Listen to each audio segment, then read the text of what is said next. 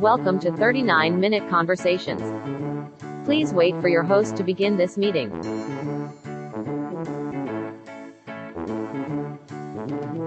Your meeting is now being recorded.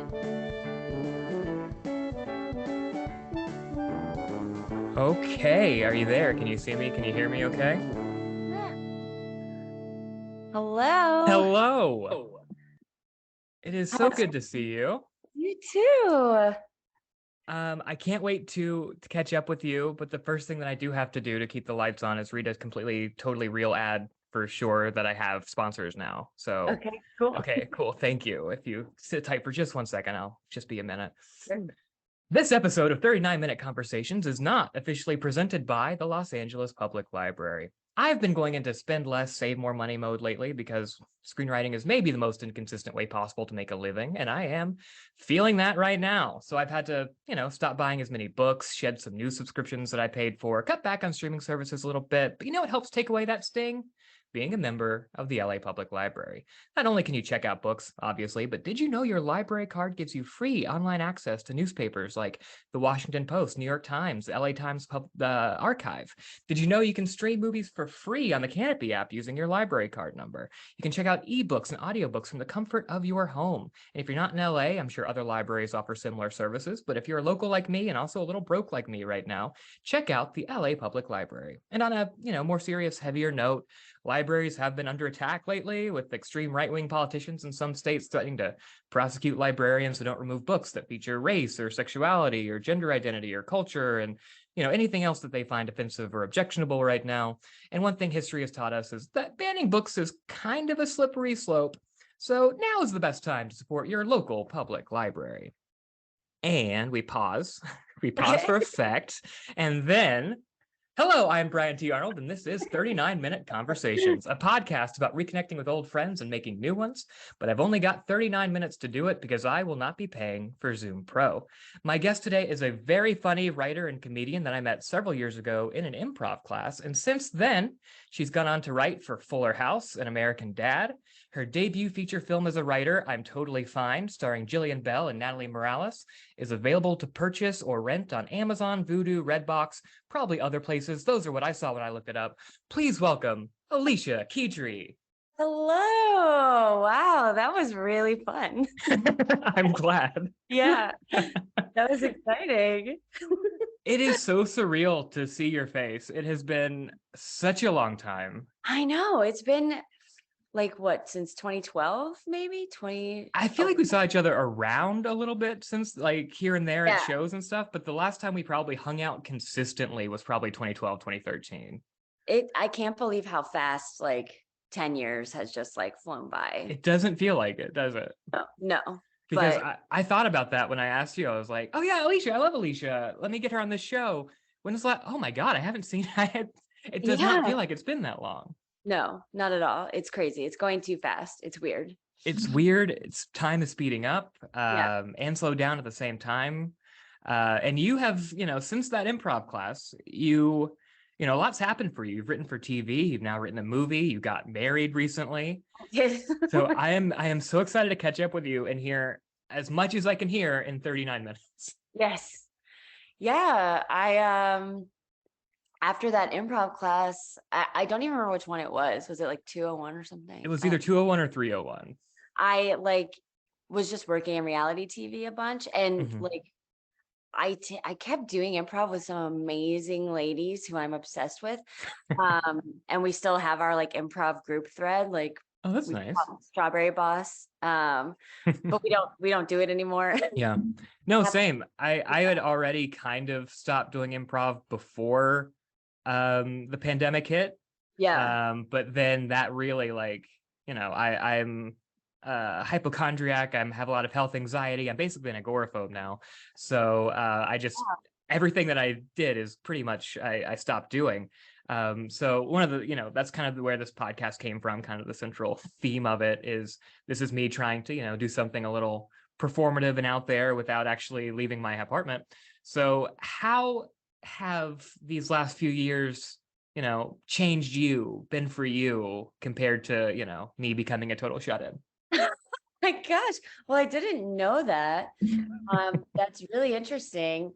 And my husband is kind of a hypochondriac, so I feel for you, and and it's a tough place to be. The last few years, like pandemic wise, you mean? I mean, pandemic life, like how have you changed, I guess, in the last 2 or 3 years, pandemic or just other life things? Man, it's a lot has changed. Like, I think there was, and this as a screenwriter yourself, but there's so much fear. It's like Mm-hmm. in just being able to support yourself, and even when you have something, you're scared of losing something because shows can get canceled. And I've Mm-hmm. been like, Fuller House was one season. Between like, it was a year before I got on American Dad. And before that, I was like, 30 hosting at the Cheesecake Factory just for a little Mm-hmm. bit of money, and like, it's having to kind of realize because if this is a career where you are always hustling, Mm-hmm. you're always fighting for yourself, Mm-hmm. but knowing that your value doesn't come from yeses and from people like approving of what you write and what you do is something that has really, especially during the pandemic, taken a like front seat for me, because Mm-hmm. I was putting a lot of self-worth on getting into that competition. Like, Mm-hmm. I'm like, you were on the blacklist, correct? I was, yeah. Yeah. Yeah. So like, that like having that, and then like time passing, and if there's no like momentum on it, like being like, oh no, I'm a failure, or reading Mm-hmm. one bad review and that's about me. That's true. That's my deepest insecurity. And so nailed it. Mm-hmm. Not letting that like run how I feel about myself Yeah. has really been the struggle right now, but in a good way, not like a struggle, I'm just making a more concerted effort. I think that's great. And I think that's true. And I think a lot of people maybe don't think about like they say like, oh my God, you made it. You have succeeded now. But behind the scenes, it's a little bit, less glamorous even after you've quote unquote made it, and the waiting Yeah. for the next job, and I will say like after the blacklist and I had optioned that script, I then, I did the rewrites and polish and all that, but that's a little less money than you'd expect. And then the next job you take is on spec, and, which is a very good job, and I'm very excited to have it. But then it's just very quickly like, I'm having the most success of my career, and I'm close to the brokest I've ever been. Yeah. Yeah. It is a weird line. And it's been the standard for too long, way too long, because it's a lot of work Mm-hmm. to write something, and to a polish and a rewrite spec are all months and months and months of work, and not getting a penny for it. And even when they like send out the paycheck, it's coming a year and a half later. Yeah. It's ridiculous. And yeah, I'm very excited to have the work that I have. I'm very grateful for it, and I'm grateful for the people who employ me. I don't want to sound like I'm not, but it's just the way that this industry works. It's Yeah. you don't make as much money as you think you're going to, and the next job is slower in coming, and sometimes doesn't pay you up front. Sometimes it's like, oh yeah, I'll write this for free with the hope of getting paid later because I love this story, and it's a whole thing. So like you feel like you get to the top of a mountain, and you look up and there's a lot more mountain to go. Yeah. Yeah. And I think I'm starting to realize that mountain is just like not real. It's just whatever, Yeah. it's because the more it's like, I think it's true for any career. The higher you get, the more you want. Like that's just, or the more you want for yourself Yeah. creatively. Mm-hmm. You're like, oh, now that I've done this, check that off the list. Now I want to direct. Why haven't I directed anything? So it's just having to like be present and not constantly look forward. But yeah, that disconnection or dissonance between like, I am successful, but I don't have a bank account or TV show to show my parents, like that Yeah. kind of thing where it's like, it's a confusing, it's confusing mentally. It really is. Yeah. Um, but I want to talk so much about your movie. I watched it yesterday. I really loved it. Oh, thank you. Yeah, of course. But before I do that, I think I want to, we've known each other a long time, but we've never like, oh man, let's get to know each other. Yeah. So I want to do that. So you originally from Louisiana, right? Small town, big city. Like suburban town, like almost like a Sherman Oaks kind of place. Okay. I it's called Mandeville. It Mhm. is about 40 minutes north of New Orleans. It was Okay. enough that like I would commute. In my senior year of high school, I would commute to a performing arts school there. Oh, Where I that's did cool. like, yeah, it was super fun. But I would just drive across the lake, like Pontchartrain, and go there. But so it definitely was like kind of I think it was a town that was probably where people like would work in the city and then live in Mandeville, because it's Mhm. like houses with lawns, that kind of gated communities, that kind of thing. Sure. Yeah. So you did a performing arts high school, which is very cool. Mhm. At what point did you know, like, was it at that school or otherwise that you're like, oh, I'm gonna be a writer. This is my thing. What point did you kind of realize that? I didn't realize that until college. I always wanted to act and like be creative, and I wanted Mhm. to leave Louisiana. My plan was to be like, Mary Tyler Moore, or Lucille Ball or something, like Sure. become, yeah, a television actress.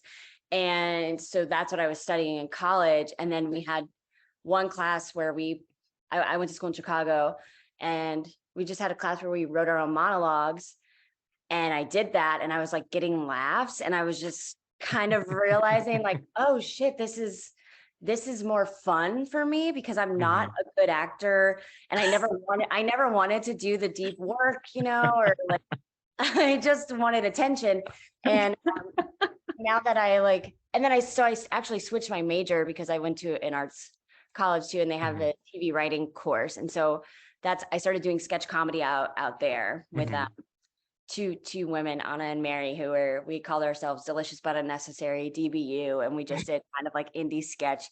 This is my dog. Mhm. Foxy. Oh, he got shy. But um, yeah, so it wasn't until college that it really clicked for me that that's what I wanted to do. Okay. So you went to like Columbia College, Chicago, right? Yeah. And then how quickly after you graduated from there did you come to LA, and how was that transition for you? I came to LA through a program that Columbia offered called Semester in LA, and Mhm. I did it as my last semester. So I just moved out here blindly, Mhm. and got an apartment that my friend, who I had worked with at a restaurant in Chicago, he was in the same building and was like, there's an opening. Do you want it? And I was like, yes. He's actually Brandon Dermer, the director of the film. Right, Like right, 10 right, years right. later. Yeah. But so I came out here, and the transition was really hard. My boyfriend and I broke up because of the distance. He's Mhm. actually my husband now. He ended up moving here 2 years later. Oh wow. Yeah. So it was, I was very sad. I was about to say, I bet your husband's glad you and your boyfriend broke up, but no, I Yeah, guess no. In this instance, no. surprise. It's the boyfriend. And it was just like, I hated LA when I first moved here. Yeah. It was too hot. I hated driving. All of it was just, it was too much. I missed like the trains in Chicago. I think Mhm. I also partly missed college. I left both of those girls I did sketch with. I left my Mhm. friends, I just came here to pursue my dream. And it was just, yeah, it was a difficult, I probably didn't like LA for 6 years moving here. I totally get that. I think it's an adjustment period for sure, wherever you come from. a great place, but it is, you have to find your community early or it can swallow you up. Yeah. Which I'm very lucky I did with improv, and you were a good part of that community Yeah.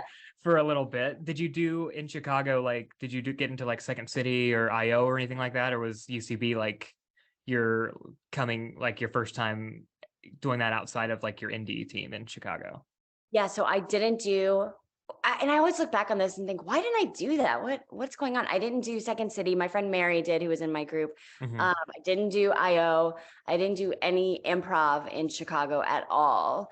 And so I wanted to try it when I got to LA, I tried stand up too, and I Sure. did improv. But yeah, so UCB was my first like foray into trying it. Gotcha. And I want to talk about, so you met the director of I'm Totally Fine, Brandon Dermer, in Chicago. Was that through Columbia College Chicago, or was that just like happenstance?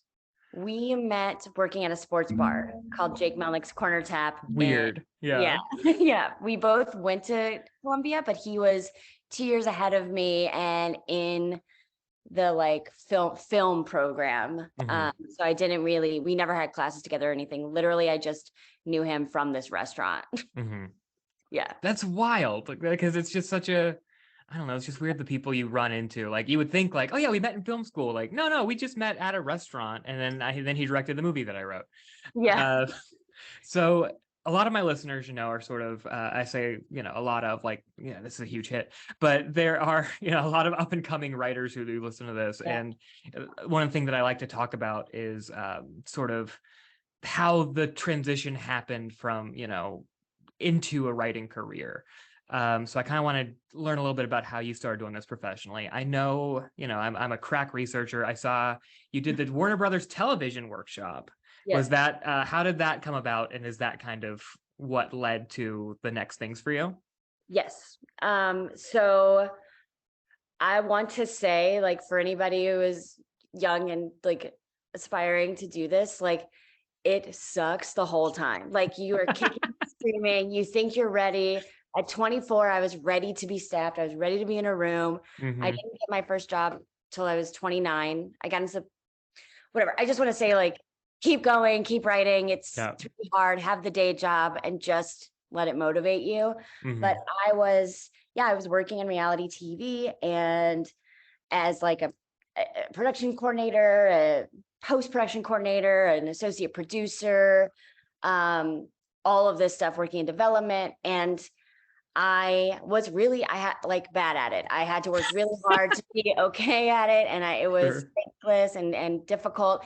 And I have friends who are producers who are amazing at it and love it. And like it's meant for some people, it's not meant for me. Mm-hmm. And so the whole time I was just writing on the side, and I submitted to the Warner Brothers television workshop while I was working at Discovery Studios. And that, like, I got into that. And that's what like rocketed my career. It just, I got laid off actually from that Discovery job, and I was living off severance, and I was doing this program and I had to submit like a spec. I wrote a Broad City spec. Mm-hmm. And then when you get to like the next round, you have to submit a pilot, and then it's an interview, and that they staff you.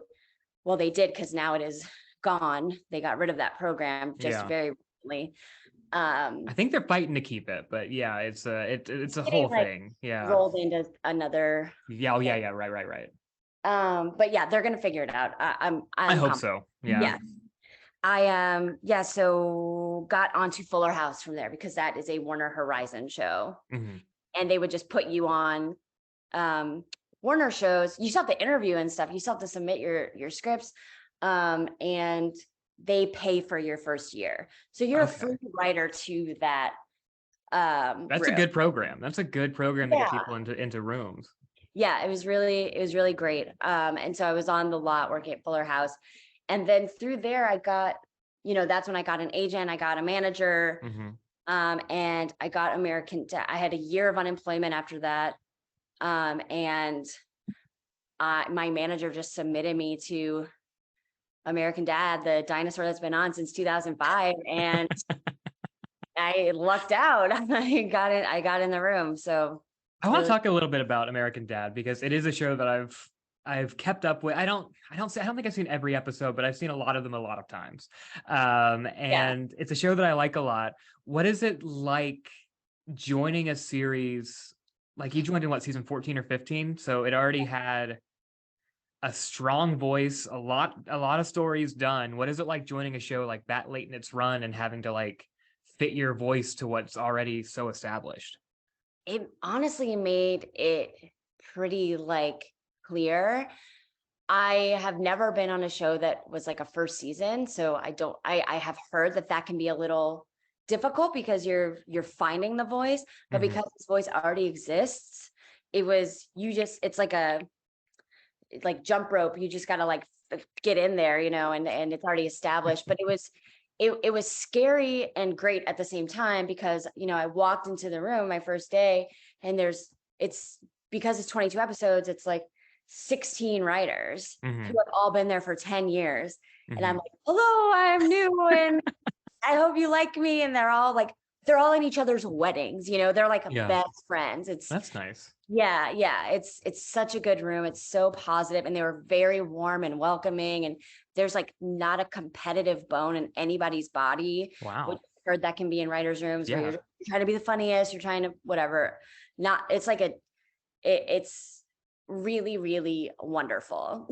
Um, and I'm not. It's not lost on me that it's like great because Fuller House was difficult, and so I had a Okay. nice little boot camp.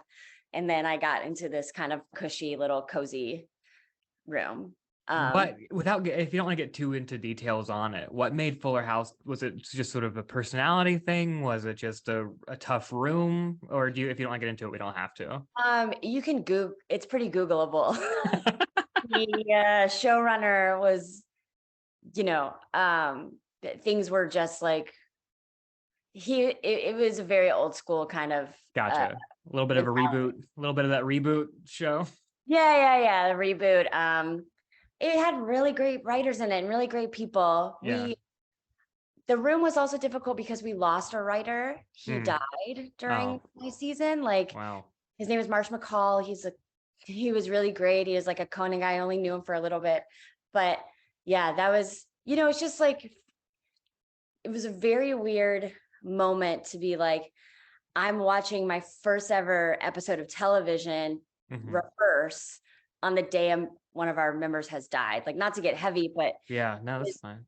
yeah, it was just like very surreal experience Yeah. that I hope nobody has to go through again. But yeah, so that was just like a tough room. And because we got, Mhm. we we we found out he died that morning and then we still went to rehearse. And it was just That shouldn't happen. it That absolutely should not happen. yeah, you can't it was interesting.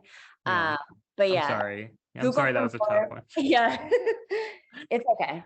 It's all right. Um, Everybody around that room was so wonderful. Like all the other writers and executives and everything else was great. But well, let's go back to American Dad because that's a happier subject for you, it seems like. So do you have a favorite character to write for? They're all these voices are so clear and established. Like, do you have one that just like, oh man, this is my favorite to play with? honestly, like it's fun to write for all of them, but I am a big fan of Francine. I had a Just feeling for some reason. yeah, I really. thought that's what it was gonna be. I just think she's like the coolest, ditziest, most confident person. Like she has like I think you can just get her to do anything. And I really truly love that like her and Stan are nice to each other. Mhm. They're always like they always want to bang each other. They think each other's so hot. They're like that's what I love when the family is Mhm. like rooting for each other and yeah, it's super fun. Man, I love that show. It's so cool that you're on it. But it is, it's absurd and it's a hard comedy. It's very joke focused. So, when I turned on I'm Totally Fine, which again, loved, really great. But I think, maybe I was expecting a little bit more of that kind of hard comedy Yeah. voice. And it is a very funny movie, but it's also very emotional and very heartfelt. It's about grief and loss with this kind of sci-fi twist. And I was laughing, but I was tearing up by the end, which I wasn't fully ready for. But so what was it like adjusting between those two vastly different styles when you were writing this? It was it's interesting you say that, because like I think a lot of people felt that way, especially having Kyle Newacek attached, because he's a workaholics guy, which is also like a joke heavy, thing. When we were shooting in Temecula for 10 days, I was zooming on American Dad at the same time. Oh, wow. So it was like, I really was transitioning. But the truth is that before I got on American Dad, I was already writing stuff that had like a little more like emotion and heart than, like, my tastes were a little bit more that direction anyway, but definitely not dramedy. Like the first time somebody read the script and told me they cried, I was like, what? Like, oh yeah, I guess it's sad. I don't know. And like, I have surprised myself in what I think I think you box yourself into a genre or what you think you're best at writing. And then Kyle and Brandon just really were a part of the story breaking process and just really pushing me to like get into those emotions and that subtlety. And then when you have these actresses like playing these roles, like that also just like really, really helps, because I think like Natalie was so funny and so endearing, and then Jillian just has these like really in reflective moments, and like her acting is so subtle. It's just like really, it was really special. So I don't know, it was weird transition, but it was also exciting and kind of fun to like move out of that, the joke to the dramedy, back to the joke. What was it like seeing like you, obviously these are very talented actors in this movie, Natalie and Jillian, as well as Harvey Guillen and Blake Anderson, and it's just, was it like seeing people with this kind of pedigree and this kind of skill bringing like something that you wrote to life, being on set for that? It was really amazing. It was like, I felt so like such a loser, because I was the first time, like, that is not what I expected. like, I am a very like good, like mushy person. And, Natalie was like coming off of directing and like being like she was blowing up. She still is.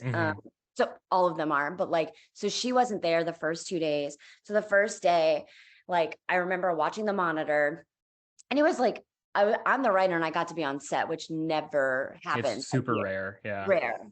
But because it was indie and like, whatever, I was able to be there. And I just remember like the first scene we shot is just Jillian, like in that bedroom looking at her laptop. And I was like, this is exactly what I pictured. And I just started crying.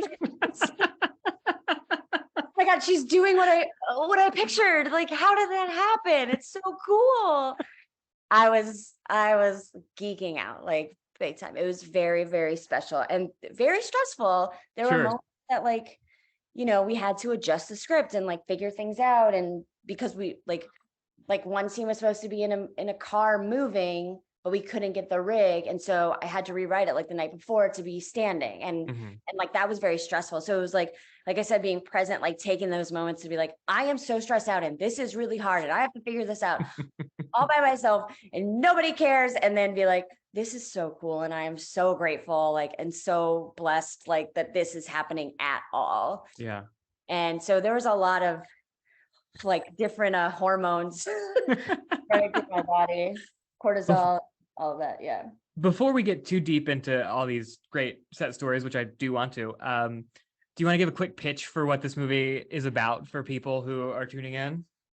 Yes. So it is about a woman who has lost her best friend who she was starting a business with, and they got a distribution deal for this soda that they make, and her best friend dies suddenly. and she goes to the Airbnb by herself where they were supposed to have a big celebration party just to like be alone and process everything. And when she gets there, a woman who looks exactly like her best friend shows up claiming not to be her best friend, but to be an alien who is there to study human behavior and emotions. And so that is the movie. I read an interview with you where you were talking about how this sort of idea was something you and Brandon kind of came to together, and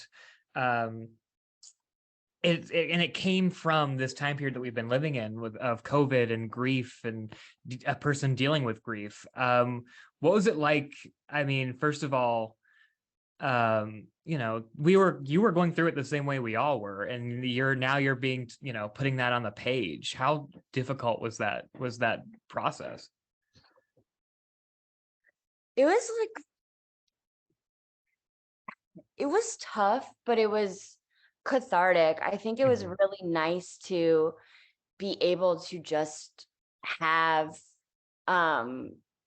people to talk to about all of it and to use it through a story. So it didn't feel as like I'm dealing with this, you know, because then you just start to feel guilty about complaining and that sort of thing. So being able to kind of transfer our feelings together to talk about it and put them into a story, it was really nice. Yeah. And you shot this in December 2020, so like the height of the pandemic, pre-vaccine. How tough was it working in that kind of an environment? How scary was it, I guess? I don't know if I could have done it. I know. Sorry, I'm texting my cat is banging on our door, so I'm texting my husband to see if he'll come check on her. But it was very scary. It was very weird. We had COVID testing every other day. We had face shields, masks, distance. People stayed like in different areas. Nobody could leave. Nobody could go anywhere. So basically like I live now. I guess so. Yeah, you would have been great on set. But it was scary. You know, it was like, I think people were able to kind of work through the fear because we had such a safe set and because people were excited to finally be doing something again. That's really what it was like. It came from. It was like that's how this movie got made, is that every single person involved like wanted to be working, wanted to be doing something. And that was very exciting. So yeah, it was weird. I can't believe it was pre-vaccine. Right? Like when I saw that, I was like, I guess they were back to making stuff at that point, but man, it had to be tough. I think the message of first of all, like one of the reasons I really connected with this movie is that, you know, I also, I love dark comedy. I love dramatic comedy. I love, you know, my most recent script that's, you know, out there is also like a sci-fi dramedy that's about death and grief. So like, this was like, oh my God, this is my wheelhouse and I love it. And the message of the movie, I think, is that, you know, everything ends but like, you know, our memories can never be taken away, that, you know, the people we love are always going to be with us in that way. And I think that's a powerful one. And did you start the movie, I guess, knowing that was the message you were going to try to get to, or is that something you kind of discovered along the way? I think we discovered it because it was just like initially about not being in control of how your life moves forward sometimes, because Jillian's character is like had a plan and now it's gone. And then it just became, and I like am a huge friend person. I love my friends deeply, like I like grieve the friends I don't like see anymore. Or who I've fallen out of touch with. I'm very, very attached to my friends. So I think that like what was discovered, but like we didn't name it, you know, it just came out of like how we all felt, and like knowing like it's a story about two friends. And yes, it's like about Jillian's character not having any control. But when you start getting into their memories, into like their histories together, and connect those dots. Like you can't help but be like, oh, this is also about, you only have these moments in time with these people in your life. And we all are just doing our fucking best to appreciate them. And we never will enough, ever. So it's just kind of about that. Yeah, I love that. That definitely is the part that hit the hardest for me is because, we've all lost people. We all, whether it's to forever or, just people that you don't see anymore. And yeah, it was just a very sweet, very good message. And I'm glad you wrote it, and I'm glad I got to watch it. Yeah, I'm excited. How's the reaction been? I'm sure hopefully very positive. How does it feel knowing this is out there, and how's it been since it came out for you? It's been other than catching those couple reviews that make you feel, oh my gosh, I was terrified. Yeah. I was terrified. We got the first couple of reviews we got that were, some of them are so mean, and you're like, some of them are mean. This is not for you, clearly. But like I said at the beginning of this, like it hits you in a way that you're like, what if they're right? Yeah, sure. What if I'm horrible? But it's of like, course. It's not, because like you watch the movie and you're like, I love this. This is great. I'm happy with this movie. And these people are great. And so like, you just have to be confident in it. And it's so cool. And I'm trying to like answer the question. This is a really interesting podcast because like, I can see the time left. So I'm like, all right, let's go. That's part of the fun. Yeah. I love to watch the panic stuff. Yeah. The reception has been positive. It's been really sweet. I've gotten like DMs from people that like I wouldn't have expected about how it touched them, and like and like people who are making artwork for it, and it's just so, and like reviews that are like, I love my friends, like and that just like that means everything to me. Like that is the coolest part. And I'm so excited. It's going to be on Hulu in February, the first week of February. Great. So a couple weeks. So hopefully more people will get to see it, and it'll just be really available at that point. You won't have to pay for it. Well, I already did. But you also, this is just kind of a fun, weird way the universe works, or I don't know if it was planned, probably not. That might be weird. The movie came out the day that you got married. Is that how surreal was that day for you? That was wild. It was not the plan, because we had our wedding date for a year and a half, and then we sold the movie to Decal. Shout out to Decal. And they picked November 4th to be the day it comes out. And so Chris and I had to have a lot of conversations about logistics. And there was one point where I was like, okay, I'm not going to go to like the like screening, the like first screening at the Alamo. I'm just going to go to Louisiana because we have to get married. I'm so invested in this marriage, and I'm very excited about this marriage. This is also my first movie, and if I miss it, I will kill myself. Just like all of it was just like very difficult, but we managed. The screening was on the 3rd, so it was on the 2nd. So we went that night, took a red eye, went to the screening, and took a red eye to Louisiana for my rehearsal dinner. I was able to do both. And then it was in a movie theater the day after my wedding in Louisiana. And I got to go with my mom and my sister and a bunch of the wedding guests, and just filled the theater. And that was like the coolest part for me. That's awesome. Yeah. We only have about a minute and a half left. So I want to, at this point, give you the opportunity to plug the movie, plug anything else you want to plug, let people know where they can follow you on the socials or whatnot. Yeah, I don't have Twitter. Good for you. Yeah, I hate it. I just deleted my Facebook. I have an Instagram. It's just Alisha Ketry, but it's just pictures of my dog. You can watch American Dad on TBS on Monday nights. There was just a thing that came out, an Architectural Digest video of Michael Imperioli, and he said American Dad is his favorite TV show. So we are all very excited about that. The movie is on Hulu. It's called I'm Totally Fine. This episode will come out in February, so it should be. What day does it come out on Hulu? February 1st, I think. 1st? Great. Then it's already out on Hulu. Watch it. Oh, okay, great. Yay, watch it. But yeah, that's it. I don't. Okay, then with our very little remaining time, less than a minute, I want to get to know you even on a deeper level than I've gotten to know you so far. Your Okay. movie got me thinking about life, death, everything in between. What do you think happens after we die? I think our bones turn to lightning and we get shot up into the clouds and we Your meeting has ended. Goodbye. Thank you for listening to 39-Minute Conversations, hosted and produced by Brian T. Arnold. Music by Kevin MacLeod, licensed under Creative Commons by Attribution 4.0 license. If you like what you heard, please subscribe and tune in for new episodes, and don't forget to rate and review. If you didn't like what you heard, please don't do any of that. That's okay too. Thank you, and we'll see you next time. Stay safe and be well.